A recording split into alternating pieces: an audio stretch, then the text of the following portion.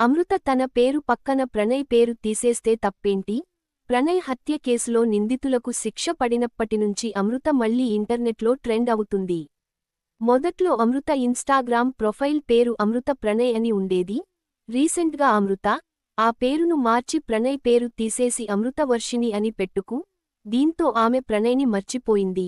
రెండో పెళ్లి చేసుకోవడానికి రెడీ అవుతోంది అంటూ సోషల్ మీడియాలో చాలా మంది పోస్టులు పెడుతున్నారు. ఈ చర్చ పెట్టేవాళ్లంతా ఒక మాట చెప్పండి. ఆమె ప్రొఫైల్ పేరు మార్చుకుంటే తప్పేంటి? పేరు కాదు, అసలు ఆమె రెండో పెళ్లి చేసుకుంటే తప్పేంటి? ప్రణయ్ చనిపోయిన తర్వాత చాలా కాలం అమృత అదే డిప్రెషన్లో ఉంది. ఆమె డిప్రెషన్లో ఉన్నప్పుడు ఆమె గతాన్ని మర్చిపోయి కొత్త జీవితం మొదలు పెట్టాలి అని చాలా మంది మాట్లాడారు. ఇప్పుడు ఆమె అదే పని చేస్తుంటే మళ్లీ తప్పు చేస్తుంది అన్నట్టు పోస్టులు పెడుతున్నారు.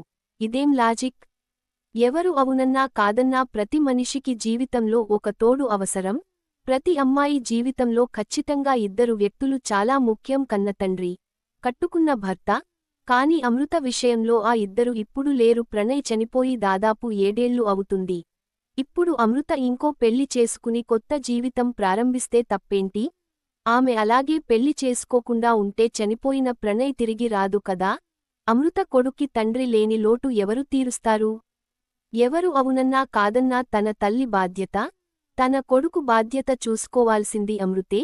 ఇన్ని బాధ్యతలు మధ్య ఖచ్చితంగా ఆమెకు ఒక తోడు అవసరం. పెళ్లి అనేది పూర్తిగా ఆమె వ్యక్తిగత నిర్ణయం. అమృత రెండో పెళ్లి చేసుకోకుండా ఉంటే ఇండియాకు ఉన్న అప్పులేం తీరిపోవు. అమృత రెండో పెళ్లి చేసుకోకుండా ఉంటే పాక్ సమస్య సాల్వ్ అయిపోదు. సో అమృత పేరు మార్చుకుంది.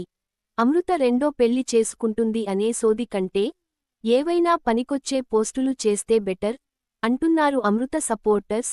దీని మీద మీ ఒపీనియన్ ఏంటో కామెంట్ చేయండి.